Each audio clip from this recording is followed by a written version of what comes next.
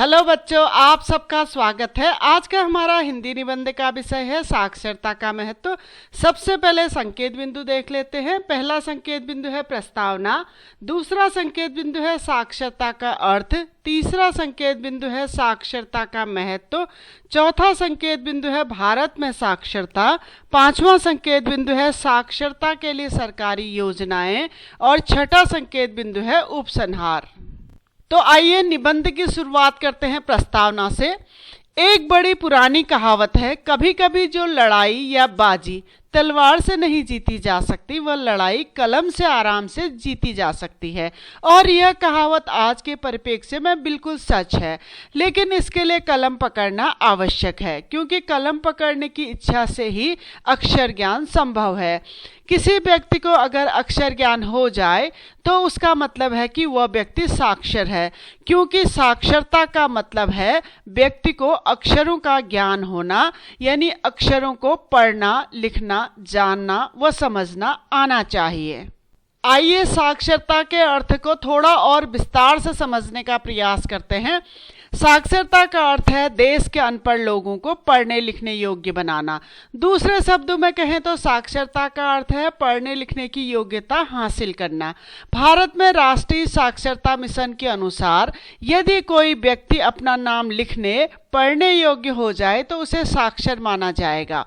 अनपढ़ या अशिक्षित व्यक्ति भी हमारे समाज के ही अंग हैं, लेकिन समाज का पूरा विकास तब तक संभव नहीं होता जब तक देश का हर नागरिक शिक्षित नहीं हो जाता। लोकतंत्र में प्रजा ही असली शासक होती है।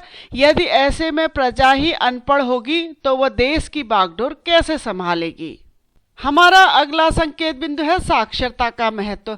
साक्षरता किसी भी देश समाज के लिए बहुत अधिक महत्वपूर्ण है। भारत के संदर्भ में देखें तो भारत को गांवों का देश कहा जाता है। हमारे देश की अधिकतर जनसंख्या आज भी गांवों में ही निवास करती है। इनमें किसान और मजदूरों की संख्या बहुत अधिक है। निरक्षर लोगों में सबसे अधिक संख्या मजदूरों और किसानों की ही है, और सबसे ज़्यादा शोषण का शिकार भी निरक्षर व्यक्ति ही होता है। चालाक व्यापारी, चतुर व कुटिल नेता, सरकारी अधिकारी सभी इनका लाभ उठाते हैं। यदि देश के सभी नागरिक पढ़ लिख कर साक्षर हो जाएं, तो वे इन बुरे लोगों के बनाए जाल में फंसने से बच जाएंगे। साक्षर लोग ही केंद्र व राज्य सरकार द्वारा लिए गए हर फैसले को अच्छे से समझ पाएंगे और सरकार द्वारा उनके लिए चलाई गई योजनाओं का लाभ भी ले सकेंगे। साक्षर लोग ही सरकार द्वारा किए गए हर अच्छे काम में सरकार का सहयोग करेंगे और साथ ही सरकार की गलत नीतियों का विरोध भी कर सकेंगे। लोकतंत्र में चुनाव भी बहुत अहम होते हैं और एक अच्छा प्रत्याशी चुनना भी कठिन कार्य है, लेकिन एक साक्षर व्यक्ति अपने वोट की कीमत समझते हुए चुनाव के वक्त सही प्रत्याशी को ही चुनेगा, ताकि वह प्रत्याशी उसके और उसके समाज की तरक्की में सहायक हो, सरकार द्वारा चलाई गई हर योजना का लाभ उन तक पहुंचा सके। साक्षरता के महत्व को बस इसी बात से समझा जा सकता है कि अगर कोई शिक्षित व्यक्ति खेती भी करेगा तो वह खेती में वैज्ञानिक तरीकों का इस्तेमाल करेगा, आधुनिक कृषि उपकरणों का प्रयोग कर अधिक अनाज पैदा करने की कोशिश करेगा, साथ ही साथ अपने गांव के विकास में भी अपना सक्रिय योगदान दे सकेगा। इसी तरह एक शिक्षित महिला अपने बच्चों व परिवार के अन्य सदस्यों को भी शिक्षित कर सकती है, साथ ही साथ रोजगार या नौकरी कर अपने परिवार को आर्थिक मदद भी पहुंचा सकती है, जिससे परिवार के साथ साथ समाज का भी भला होगा।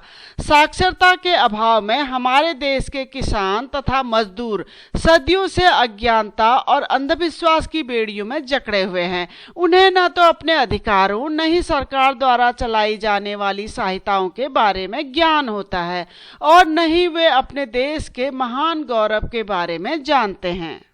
अगला संकेत बिंदु है भारत में साक्षरता। आज़ादी के वक्त यानी 1947 में भारत की साक्षरता दर महज 12% थी। आज़ादी के बाद भारत की शिक्षा व्यवस्था में काफ़ी सुधार हुआ। सरकार ने कई सारी योजनाएं चलाकर लोगों को पढ़ने लिखने के लिए प्रेरित किया, लेकिन आज भी हमारे देश में पुरुषों के मुकाबले महिलाओं की साक्षरता दर काफ़ी कम है। किसी देश अथवा राज्य की साक्षरता दर वहां निवास करने वाली कुल जनसंख्या तथा उस जनसंख्या में पढ़े लिखे लोगों की संख्या के अनुपात को कहा जाता है। 2011 के सर्वे के हिसाब से भारत में साक्षरता दर 74.4% थी, लेकिन अभी भी भारत में संसार की सबसे अधिक अनपढ़ जनसंख्या निवास करती है। भारत में पुरुषों की साक्षरता दर 82% है, जबकि महिलाओं की साक्षरता दर महज 65% है। भारत में केरल ऐसा राज्य है जहां साक्षरता सर्वाधिक 94% है। वहीं बिहार सबसे कम साक्षरता वाला राज्य है जहां महज 64% साक्षरता दर है। केंद्र शासित प्रदेशों में देखें तो लक्षद्वीप सर्वाधिक साक्षरता वाला प्रदेश है जहां 92% लोग साक्षर हैं। हमारा अगला संकेत बिंदु है साक्षरता के लिए सरकारी योजनाएं। भारत में शिक्षा का अधिकार कानून लागू है, जिसके तहत 14 साल से कम उम्र के बच्चों का स्कूल जाना अनिवार्य किया गया है। इन बच्चों के लिए स्कूल में शिक्षा के साथ साथ मिड डे मील में भी पौष्टिक आहार की व्यवस्था की गई है तथा सरकार की तरफ से इनको कॉपी और किताब मुफ्त में दी जाती है, ताकि गरीब से गरीब परिवार का बच्चा भी पढ़ाई लिखाई से वंचित ना रहे। आजादी मिलने के बाद हमारी सरकार ने साक्षरता के प्रचार प्रसार के लिए अनेक योजनाएं शुरू की। अनेक शिक्षा कार्यक्रम जैसे प्रौढ़ शिक्षा, सर्व शिक्षा अभियान चलाकर गांव के बड़े बुजुर्गों व बच्चों को पढ़ाने का भरसक प्रयास किया। हमारा अंतिम संकेत बिंदु है उपसंहार। देश की उन्नति के लिए देश के हर व्यक्ति को साक्षर होना जरूरी है, अन्यथा देश का सर्वांगीण विकास एक सपना बनकर ही रह जाएगा। इसके लिए साक्षरता आंदोलन आज के युग की मांग है। हर व्यक्ति को इस अभियान में अपना सक्रिय योगदान देना चाहिए, क्योंकि इस सेवा से श्रेष्ठ सेवा शायद ही दुनिया में कोई और है। यदि एक शिक्षित व्यक्ति एक अनपढ़ व्यक्ति को पढ़ाना शुरू कर दे तो देश से निरक्षरता का नामो निशान ही मिट जाएगा। तो बच्चों, ये था आज का हमारा निबंध साक्षरता के महत्व पर।